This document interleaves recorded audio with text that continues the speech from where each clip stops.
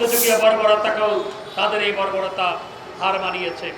এটি কোনো ছাত্ররা করে নাই, এটি কোনো প্রকৃত ছাত্র এগুলোর সাথে যুক্ত ছিল না। আদালতের মাধ্যমে সমাধান হবে, আমরা বারবার বলেছি, আদালতের মাধ্যমে সমাধান হয়েছে। সংবিধান অনুযায়ী তার থেকে এক ছিল লড়ার সুযোগ সরকারের হাতে ছিল না, থাকে না।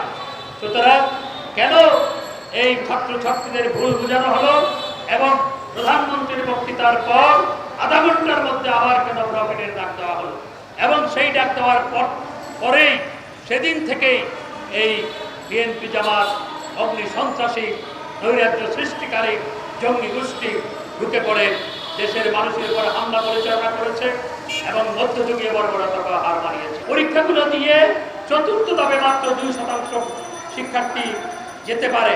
সেই 2% শিক্ষার্থীর মধ্যে তারপর কোটা নিয়ে ভাগ করা হয়, তার আগে কিন্তু নয়। কিন্তু এটি ভুল বোঝানো হয়েছে। যারা ভুল বুঝিয়েছে তারা দায় দায়িত্ব এড়াতে পারে না। সুতরাং আমাদেরকে সতর্ক থাকতে হবে। আমি সাবেক ছাত্রনেতা হিসাবে ছাত্র নেতাদের প্রতি, আমি বিশ্ববিদ্যালয়ে এখনো পার্ট টাইম পড়াই, সুতরাং আমি ছাত্রছাত্রীদের প্রতি সবসময় সহানুভূতিশীল এবং ছাত্র নেতাদের প্রতি সহানুভূতিশীল। কিন্তু তাদেরকে অনুরোধ জানাবো যে তাদের মধ্যে কোনো এজেন্ট ঢুকে এই বিএনপি জামাতকে সুযোগ করে দিয়েছে কিনা সেটি খুঁজে দেখা দরকার। আমরা অতীত ধৈর্য ধরার কথা বলেছিলাম, একটু ধৈর্য ধরলে দেশে আজকে এই অরাজক পরিস্থিতি তারা তৈরি করতে পারত না। তাই এখনো বলবো যে অহেতুক কারো প্ররোচনায় প্ররোচিত হবে না তোমরা, এবং সরকার তোমাদের পাশে আছে, আমরা তোমাদের পাশে আছি। তোমরাই আমাদের ভবিষ্যৎ, তোমরাই ভবিষ্যতে দেশ পরিচালনা করবে।